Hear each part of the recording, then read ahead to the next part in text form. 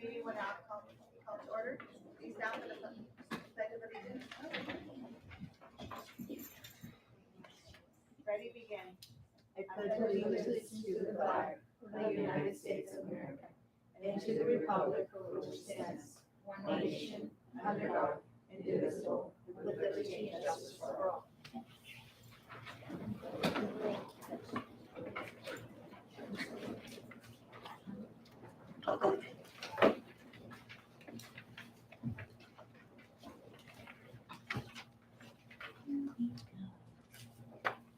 Will the recording secretary please take roll? Ms. Lizarra? Present. Ms. Gates? Present. Ms. Sarmiento? Present. Ms. Pettijo Castañeda? Present. Ms. Dallas Rojo? In closed session, the board voted unanimously to amend OAH number 2021100016 to extend the date of settlement to October 31st, 2023.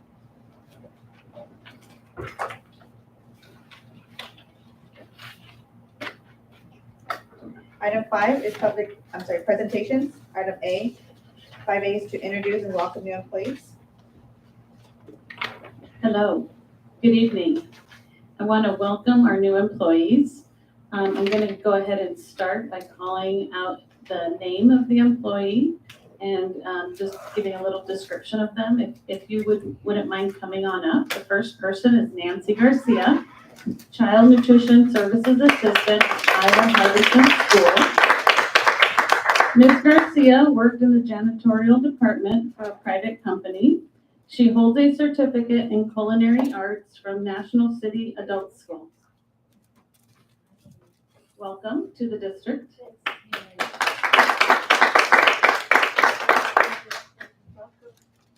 Our next employee is Jacqueline Garcia, our translator, English Spanish for the district office. Ms. Garcia worked as a campus assistant for the Sweetwater Union High School District. She holds an AA in child development from Southwestern College.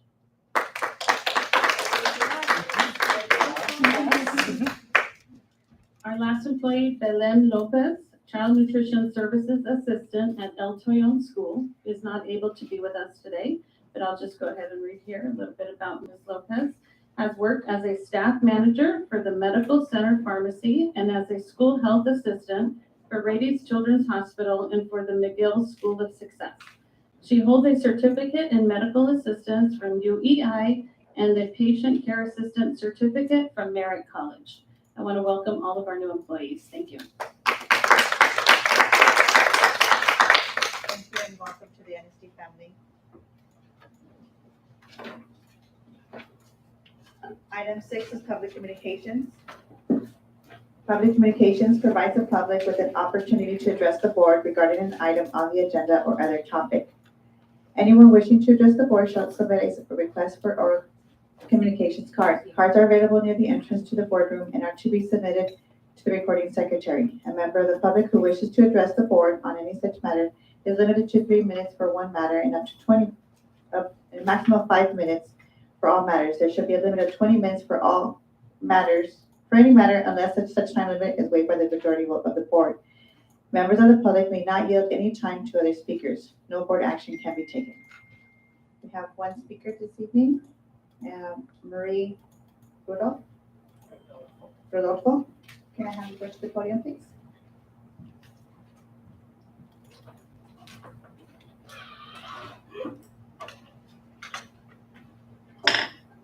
Good evening, Board President Ms. Betancourt Castañeda and members of the board. My name is Marie Rodolfo. I have a 9-year-old boy and he's a student with autism. He is also a mathematician, an artist, a swimmer and tennis player, and a builder using Legos, marble runs, train tracks, and Minecraft. His greatest challenge, however, is language and communication. He was nonverbal and did not speak in complete sentences until he was in 1st grade.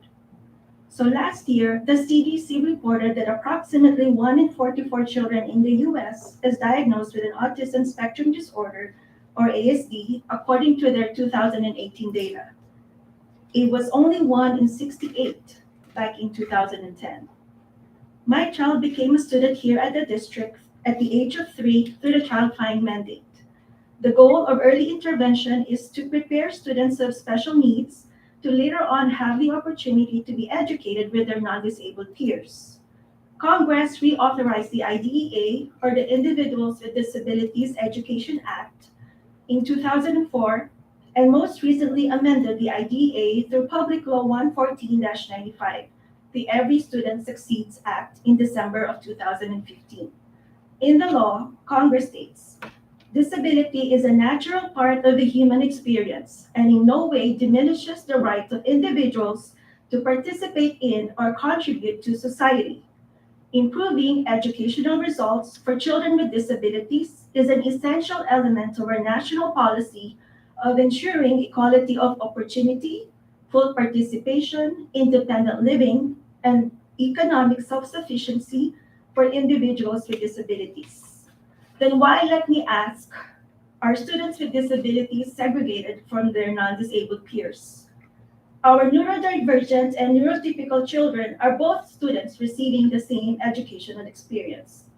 Just because some children think and learn differently than other children does not mean that these children have less rights to participate in or contribute to the general education environment. How do we achieve this? By improving educational results, which is also an essential element of national policy.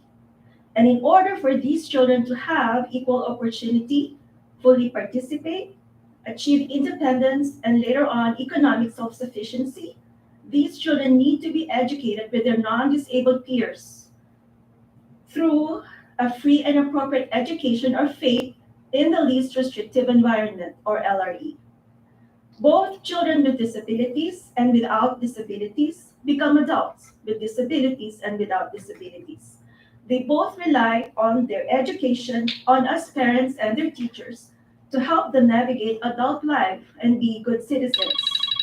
Childhood is the perfect opportunity for our students to learn not only academics, but also how to live, work, and play with one another. Here at National School District, our vision is to produce world citizens, is it not? Statistics show that the prevalence of children with disabilities is rising. There needs to be a paradigm shift among all of us here at National School District for their sake and for the future of their generation. Next are teachers. The students are not the only ones who are segregated. So are our special education and our general education teachers. Does special education know what is going on in general education? Does general education know what is going on in special education? It is neither simple nor easy. A student who is in special education first has the opportunity to mainstream a portion of the day in general education.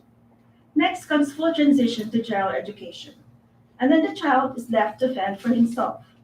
The general education teacher carries the load of having a classroom of general education students, plus a student or students with special needs.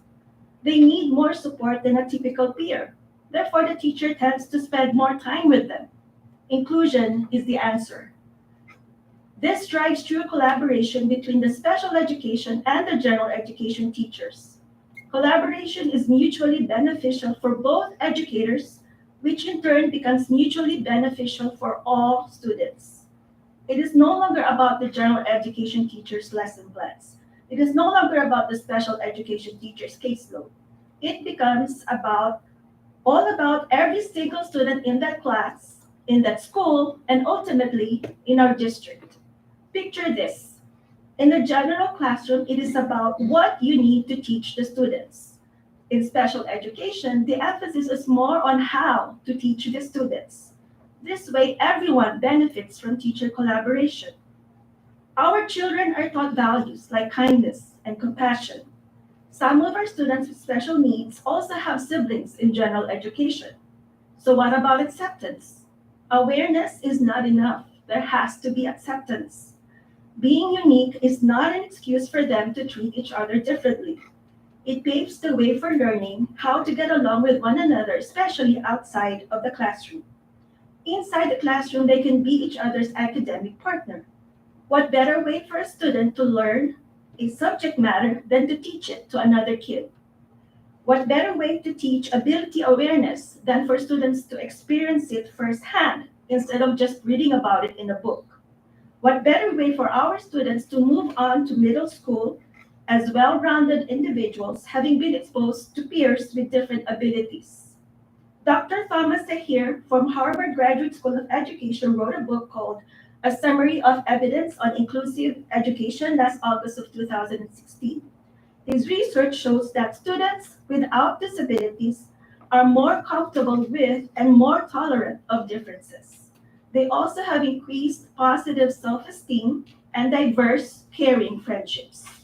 As educators, you are teaching both students and parents about a growth mindset. A growth mindset means moving away from the status quo that educating students with disabilities need to be done separately from educating students without disabilities. How long before more and more students are entering special ed? How long before the funds run out and it becomes next to impossible to provide an education with the resources available? Universities are educating our future teachers who are learning so much more than they can apply when they start teaching, because they find that their workplace has an antiquated ideology. From my research, I have here 3 articles that prove that inclusive classrooms are now a reality. Poway Unified trustee Michelle O'Connor Radcliffe in 2017 had an external team conduct a needs assessment on special education. Their Inclusive Practices program took off in 2018 with 3 pilot schools.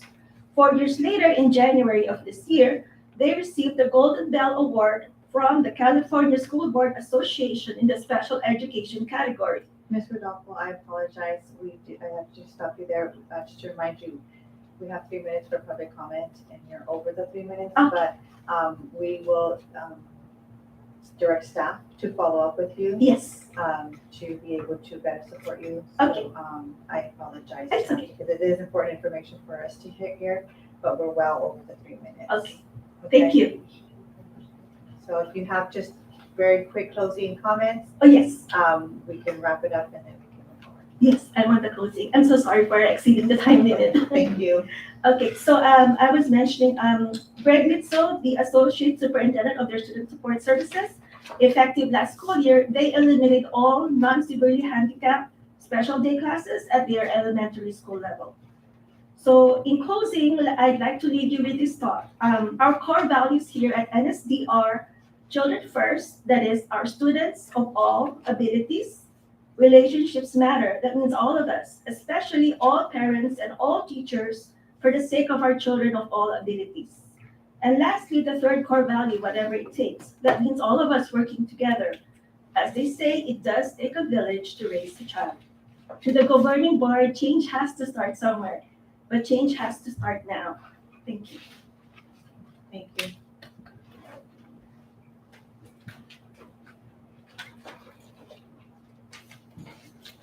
Item 7 is the agenda. 7A is to accept the agenda. Do I have a motion? Move to approve. I'll second. We have a motion and a second. Do we have any discussion? Please vote. Item passes unanimously. Thank you. Item 8, approved consent agenda, routine item of business. All items listed on the consent agenda are considered routine and will be acted upon in one action by the board. It is understood that the superintendent has recommended approval for these items. There will be no discussion prior to the time the board votes on the motion unless members of the board, staff, or public request specific items to be discussed and or removed from the consent agenda. All items approved by the board will be deemed as considered in full and adopted as recommended. Can I get a motion? So moved. I second the motion. I have a motion and a second. Any discussion? No, please vote. Item passes unanimously. Thank you.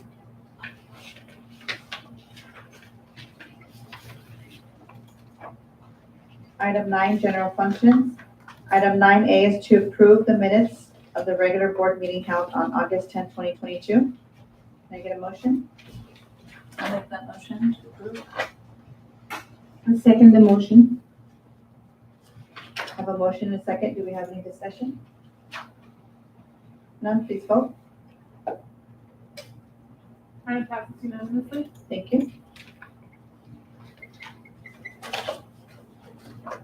Item 10, educational services.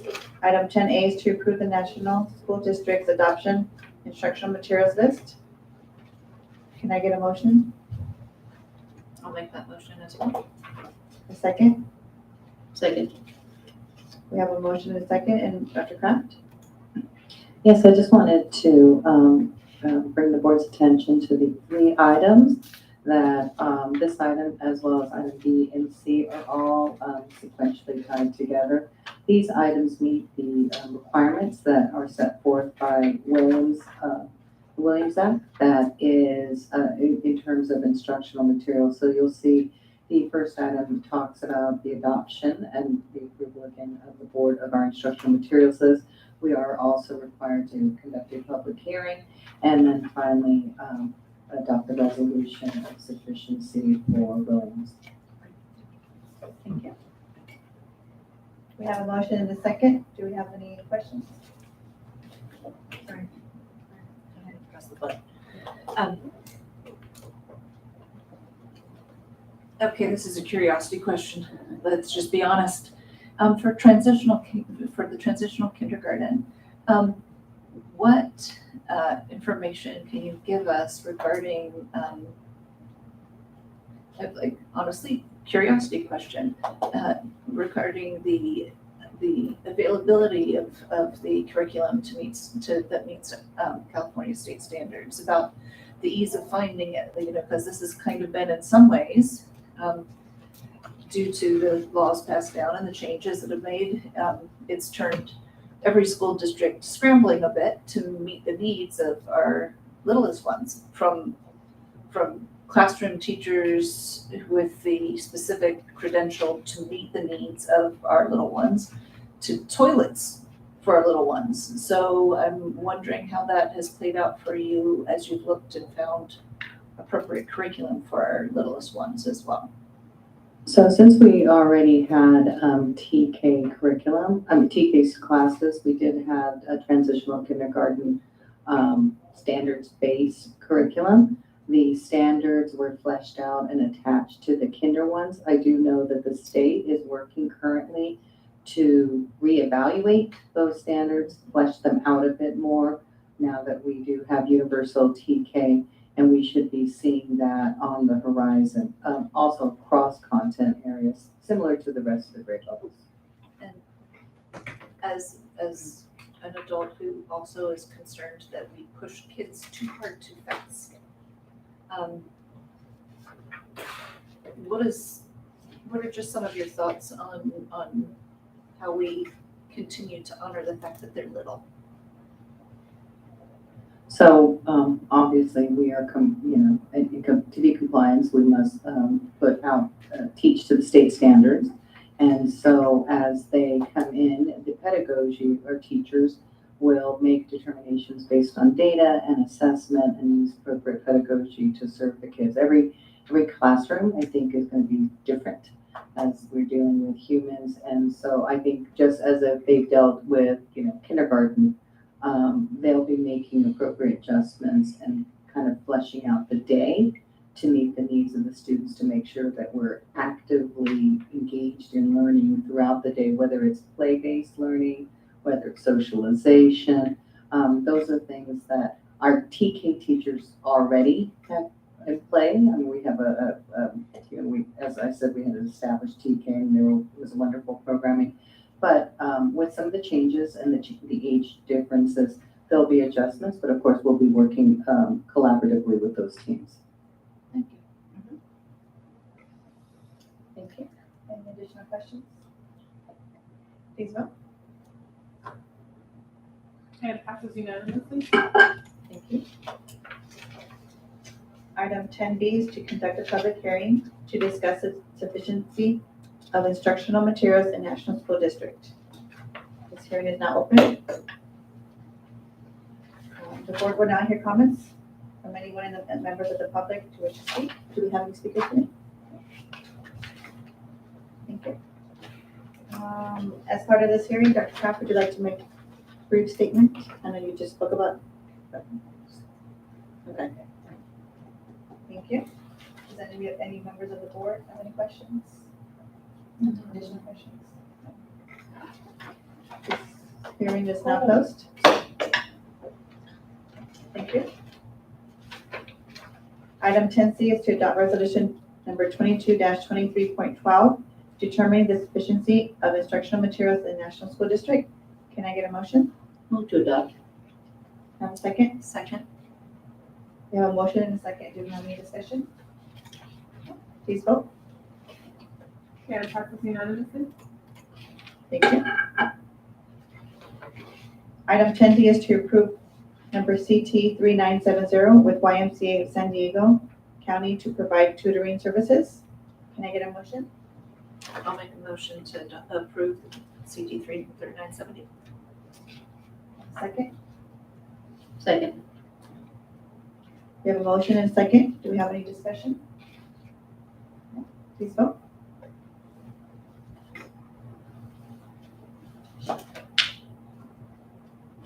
Madam Clerk, unanimously? Thank you.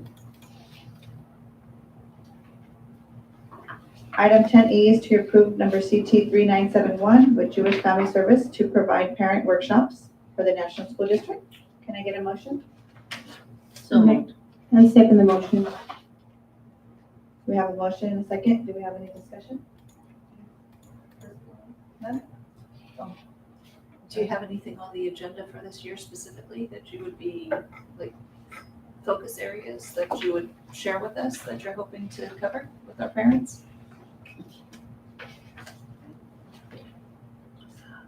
I actually did have a meeting with our family engagement. This year we are opening up, historically we've had the Jewish Family Services workshops at particular schools. But with this item, we're able to open it up with others, to other schools across the district. There are some key things that I think are on the horizon, social emotional components that I think that are coming out of it, there was a 25% increase in families needing social emotional help, so and support. So I'm sure that is going to be part of the agenda. As for the other pieces, we would let the sites work directly with the team as well as with our family engagement district resource teacher. Thank you. Thank you. Please vote. Madam passes unanimously. Thank you. Item 11, human resources, we have none. Item 12, business services. 12A is to approve number CT 3968 with SGPA, architecture and planning for future projects. Can I get a motion? So moved. Can I get have a motion and a second? Do we have any discussion? Please vote. Madam passes unanimously. Thank you. Item 12B is to approve number CT 3974 with the California Department of Education for participation in child nutrition programs. Can I get a motion? So moved. Can I get a second? Second. We have a motion and a second. Do we have any discussion? Please vote. Madam passes unanimously. Thank you. Item 12C is to approve number CT 3975 with Jackson and Blank for testing and inspecting of ventilation systems. Can I get a motion? Move to approve. Can I get a second? I second the motion. We have a motion and a second. Do we have any discussion? If not, please vote. Oh, go ahead. Sorry. Do we have MERV 13? We have more, don't we have MERV 40? What do we have? Last I checked with Mr. Castillo, it was MERV 16. Okay, so right now it states in comments that we will, as well as replacing all MERV 13 HVAC filters. And I'm just wondering about our I think- accuracy on that line.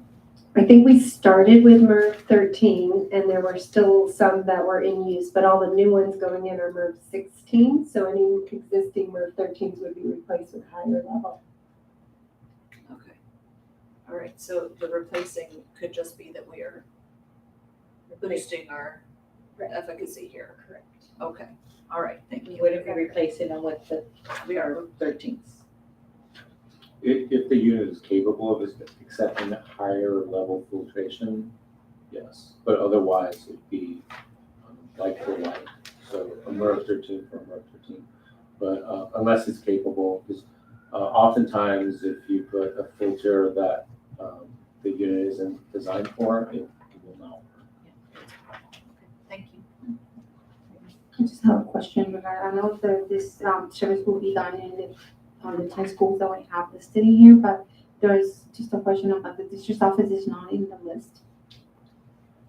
That's correct. District office is not included because the grant didn't cover the district office. The grant through the state only covers school sites.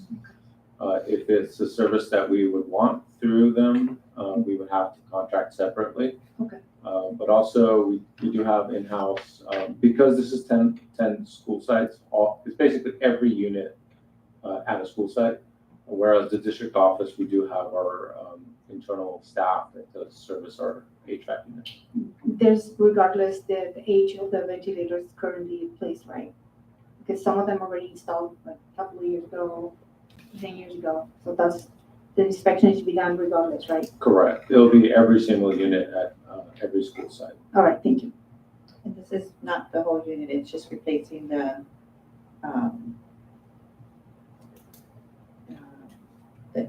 filters. It's replacing the filters, but also doing testing to see that they're working properly, testing that the amount of air it's putting out is correct. The grant was really meant to make sure that these units not only work, but they work correctly and they do preventative maintenance on them as well. Thank you. Yes, just another question that arises now. If that's the case, because I know there's a different scenario for air quality on the west side, on the east side. So if there's any, do we need additional cost for that, or additional inspection or additional material for work done for that part? No, as far as they test the unit for its efficacy in terms of how well the unit works. Okay. Each unit would have its own factory specifications that has to meet. So if a unit isn't working as it's supposed to, then they'll bring it to our attention. But it doesn't actually test the quality of the air. It tests the unit to make sure that it works properly, and they're going to test airflow as well, because that's one of the things that this grant wanted to address. And this grant funds originated with the COVID pandemic. The state put this out to make sure all the HVAC units throughout the state work properly, and airflow, as we know, helps with COVID in terms of the spread of COVID. So they wanted to make sure that classrooms had proper airflow and ventilation, whereas it wasn't meant to test the quality of the air. It was actually meant to test the HVAC efficacy. Thank you for that clarification. Thank you. We have a motion and second. Do we have any additional questions? Please vote. Madam passes unanimously. Thank you. Item 13, Board Cabinet Communications.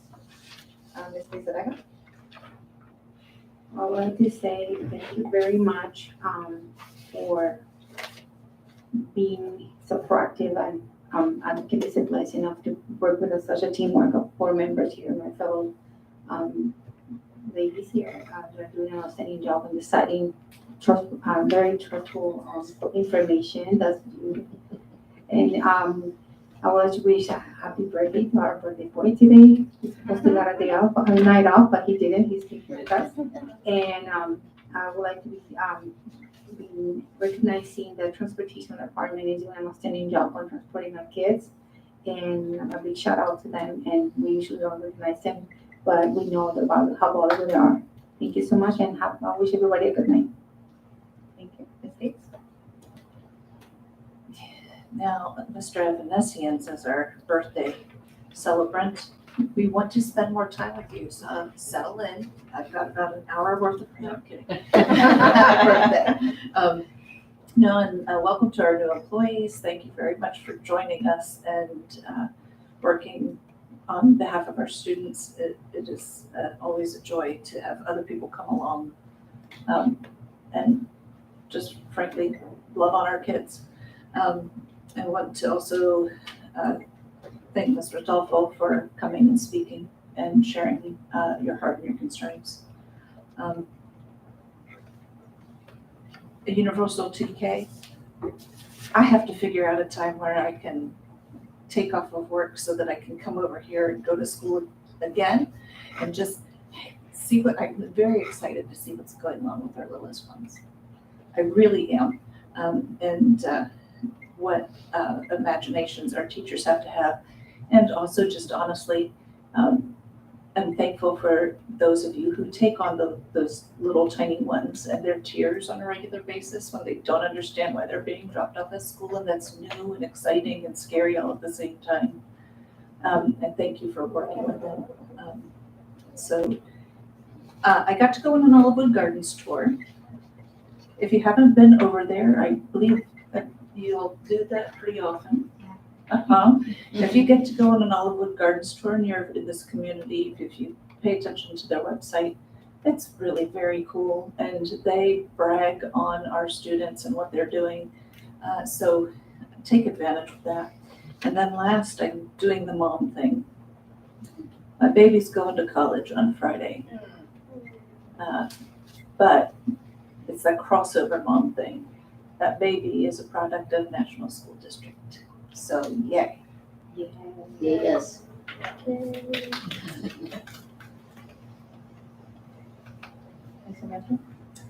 Yeah, and I'd like to also welcome the new employees.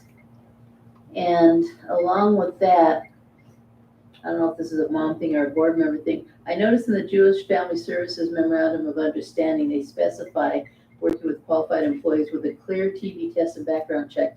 And once again, like I have done many times in the past, I'd like to encourage our board members to fill out a volunteer application so that you are fingerprinted, well, not fingerprints, but the TB test, make sure that we're clear, because when we're visiting classrooms, and especially those special ed children who we have to be very careful and make sure that we are safe when we're around our special little ones.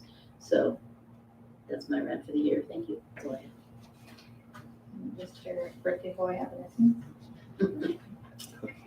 I just want to thank everyone for the well wishes today. I have nowhere else I'd rather be than here tonight. That's sarcasm.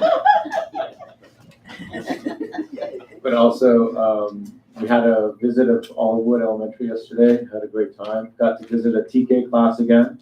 The teacher had no cooking, but kids were at their stations, and the teacher was at the carpet doing carpet time with some kids, and then like the laser kept an eye on all the kids. And there was a child who was off task, and she's like, "Shouldn't you be at the Play-Doh table?"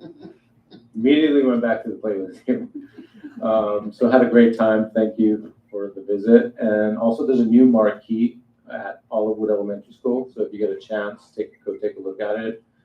It's much improved, and we have access to the marquee remotely, so we can change the message very easily, whereas in the past it was a little more difficult. So thank you. I heard that you volunteered to be the guest teacher at the TK class. No. I tried. No.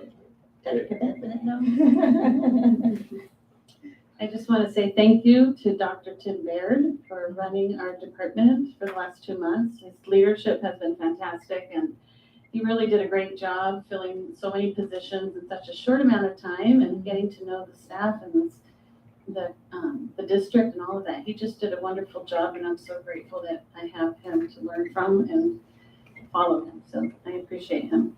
I also want to thank the staff that I've met. I've been given such a warm welcome so far as I meet new people, and I see so much pride in all levels of the organization, and I'm just so proud to be part of this family. And then also, I really enjoyed the visit to Olivewood, and I look forward to visiting more of the schools. Dr. Kraft? Thank you. I'd like to also welcome our new employees. Very thrilled to have our Jackie, our translation interpretation, joining our team. Also want to let the board know that our Reach for Joy will be holding an intercession in the second week during fall break as part of our extended learning programming. And it's a continued focus on our broad course of study in experiential learning. And so we'll be including really exciting things, robotics, a competitive I hope I'm saying this right, I'm not sporty, intramural, is that right? Okay. Games, soccer games, and field trips, and a lot of performing and arts. So it's really going to be an exciting thing. We will be sending out flyers to our families, and hopefully we'll get a really good turnout like we did during summer. I wanted to also thank the Olivewood staff for an amazing visit. It's so funny to think that we're only a month or so into school. There was amazing instruction going on across the board, small group thinking, and a lot of that learning was driven by students, and so it was really wonderful to see. And I also would like to thank our Student Services Department and Dr. Vargas. There's been, he came on to the scene when we had not had somebody in the seat for a while and took it with charge. And now he's out doing some amazing listening sessions across the district and bringing in lots of information to help drive our next steps. Dr. Brady? Yes, so first I'd like to say happy birthday to Mr. Evanescence, who also shares his birthday with Dr. Segura over at John Otis. So a happy birthday to her. And following on the heels of yesterday's birthday, Dr. Barragan. So we have a cluster of birthdays this week here in National School District. I also really loved being out at Olivewood. Starting at our next regularly scheduled board meeting, we'll start having our volunteer and our student presentations for the board. We have gotten away from that during COVID to not have gatherings, but we're ready to bring them back. So you're going to start seeing all the wonderful things during presentations at the board meeting as well. After our Olivewood visit, I got to go with Dr. Kepin for a short, quick pop-in to her Nana's house, who lives about 3 houses away from Olivewood School. So that was really exciting to see. Not only do we have a wonderful new assistant superintendent of human resources, but we have somebody who has roots right here in our National City community with her grandmother, many aunts and uncles. So it's really nice to meet one of your family members, a very important member of your family. Friday, I will be attending the Salute to Teachers event for Jackie Ma, our District Teacher of the Year. And I have asked our board president if it was okay to bring the brand new principal from Lincoln Acres, Ms. Daniela Ruiz Joe, and she's super excited. So she'll be my date, and we'll be going over to, sorry, we'll be going over to celebrate Ms. Ma this Friday. And then just a reminder to the board that we will not have a special board meeting next week as originally thought due to some calendar conflicts. We will be rescheduling it. At this time, we're looking at October 6th. No, I'm sorry, September 15th. September 15th as the date. Sorry. Do you mind repeating that, Dr. Brady? Yes, so not no special board meeting on August 31st, so take that off your calendar. And we will be looking at 4 to 7 p.m. on September 15th. Thank you. Thank you.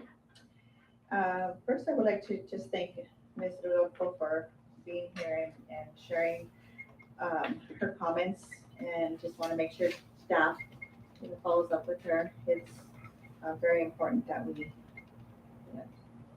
attend to our families.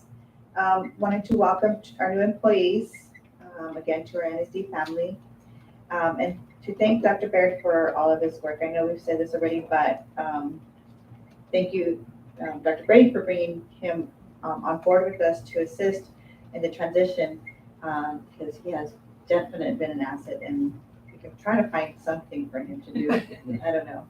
He didn't stay, so I'm not sure if he'll be willing to do it. But and Dr. Keppen, welcome to your first board meeting.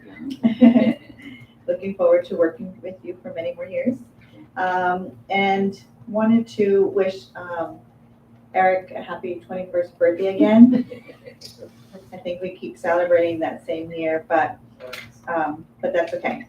But we have a card for you.